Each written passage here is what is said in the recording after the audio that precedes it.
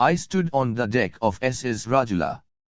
As she slowly moved out of Madras harbour, I waved to my grandparents till I could see them no more. I was thrilled to be on board a ship. It was a new experience for me. "Are you travelling alone?" asked the person standing next to me. "Yes, uncle, I'm going back to my parents in Singapore," I replied. "What's your name?"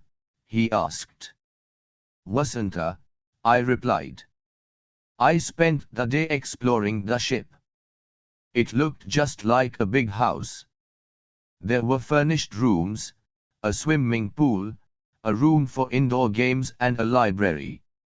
Yet, there was plenty of room to move around. The next morning the passengers were seated in the dining hall, having breakfast.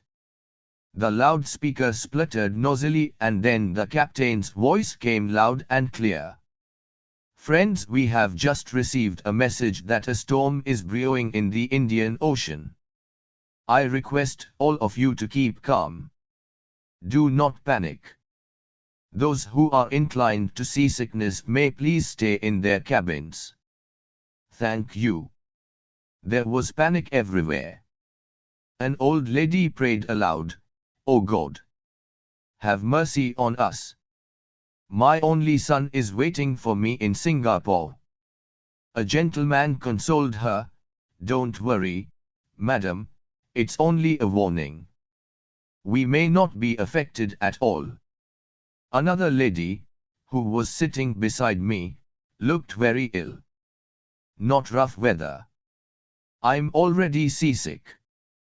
A rough sea will be the end of me." I could not understand why all the elders were so upset. I remembered the several sea adventures I had read. Excitedly, I turned to the elderly gentleman sitting next to me. "Uncle, won't it be thrilling to face a storm on board a steamer? Have you ever been on a ship during a storm?"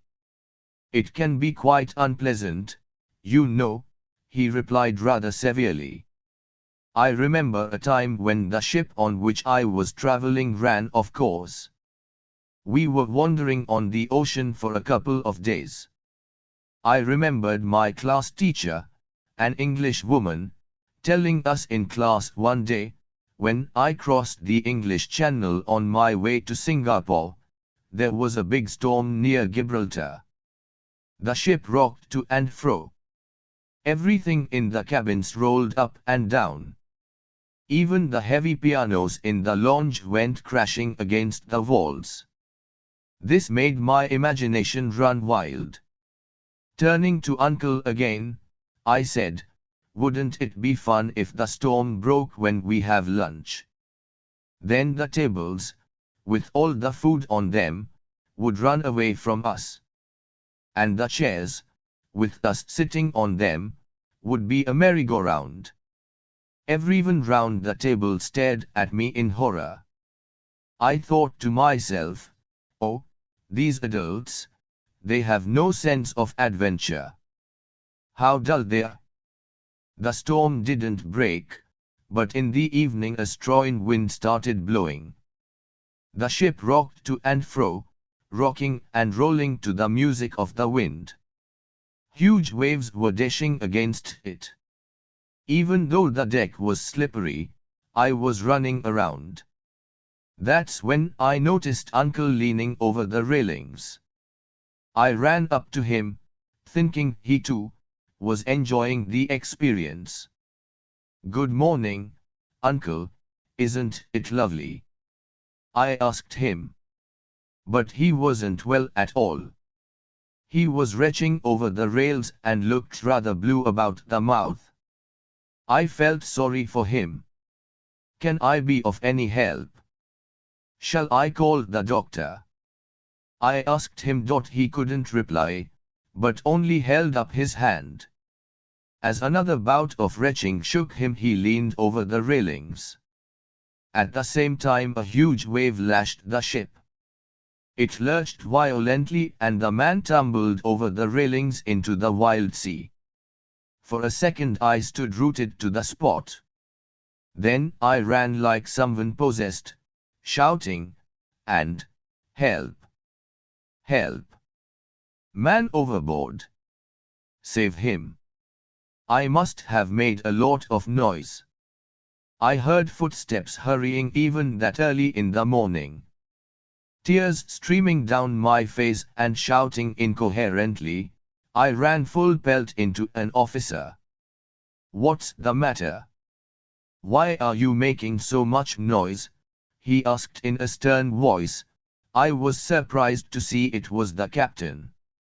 "Oh, sir," I blurted out in relief. "A man fell into the sea. Please save him." "Where?" he asked, immediately on the alert. "There," I said, pointing a finger. He did not wait for more details but ran at once to a room full of officers. "Man overboard," he cried. "Stop ship. Drop anchor. Quick." His instructions were immediately obeyed. The captain then raced to the upper deck. I kept trailing behind him. "Lower the lifeboats and crew into the sea towards the helm," he said. "There is a man overboard." Here again the men quickly obeyed him. People started crowding the deck. "What's happening?" somebody asked me. Word soon went round. Everyone was tense. Only an occasional, "There he is," could be heard. Someone asked, "Who is he?"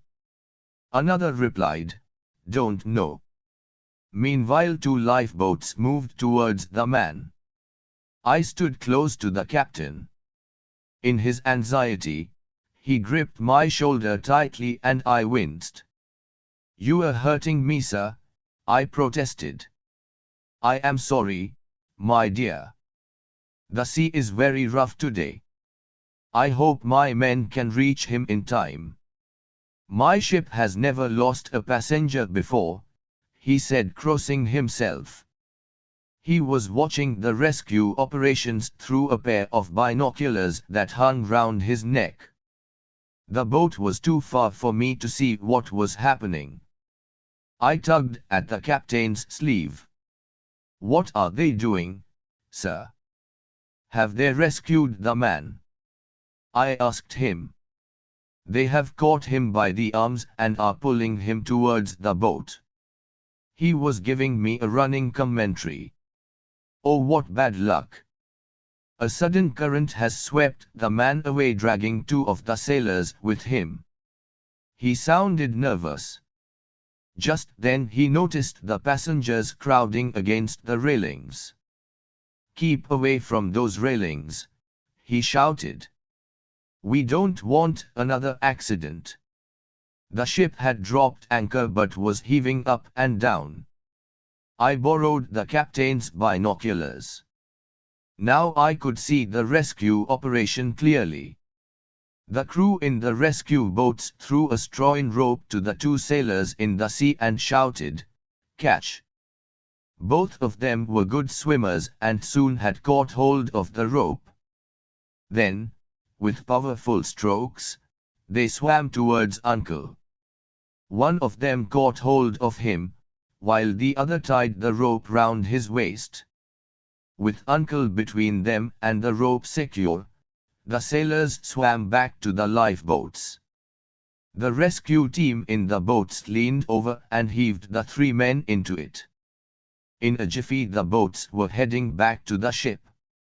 "Thank God," muttered the captain, making the sign of the cross again, "they have managed to save him."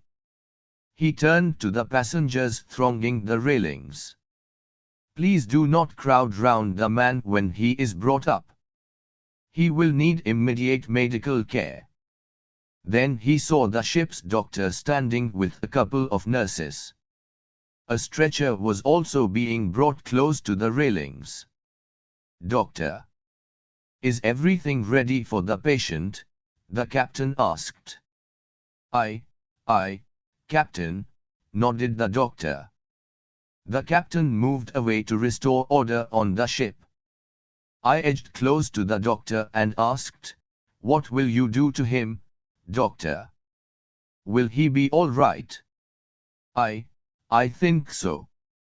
All the water will have to be pumped out of him. He'll have to be given artificial respiration and kept warm." "How do you pump the water out?" I asked. "We put him on his stomach and massage him until he brings it all up," he replied. As soon as the rescue team reached the ship, Uncle was placed on the stretcher and rushed to the hospital room. The captain then came to me and said, "Run along now and play with your friends. I'm busy, but will send for you when I'm through. I might even have a surprise for you." When he turned away, I quietly sneaked into the hospital room to see what they were doing to the patient. 2 nurses were scurrying to and fro with trays full of medicines and syringes. Another was rushing off with Uncle's wet clothes. I stopped her and asked if Uncle was conscious. "Not yet," she replied, "but he is better now. He should regain consciousness in a little while." The ship was still rolling, so I couldn't play any games. I went and sat in a cozy chair in the lounge and started reading a storybook. I was feeling drowsy and must have dozed off. The next tiling I knew was somebody saying, "Wake up, child. You're Vasanta, aren't you? The captain wants to see you in his cabin." I looked up to see a sailor standing before me. It took me a minute to recollect the rescue operation and the captain telling me, "I'll call you afterwards." I followed the officer eagerly. He left me outside the captain's door, saying, "And go right inside." I knocked and entered. The captain was standing in the middle of the room. When he saw me, he came forward and literally swept me off my feet. He was still smiling when he put me down. "You will have plenty to tell your friends, eh?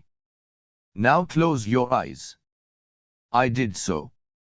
Seconds later, I heard him say, "See what I have got for you."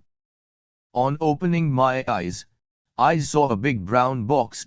On it was written, "With the best compliments of Capt. Lindsay." I took the box and eagerly opened it.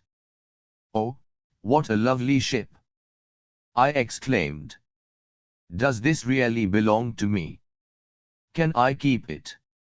Lying snugly on a velvet backing was a most beautiful model of the ship. On it was inscribed, "Bis. Co. SS Rajula." I placed the box carefully on the table. Then I threw my hands round the captain and hugged and kissed him. He patted my cheek and smiled as he saw me lift the box and walk happily out of his room. I proudly showed my present to everyone I met. "See what the captain has given me. Isn't it lovely?" "Yes, indeed," was the unanimous verdict. I was the happiest person on board that day.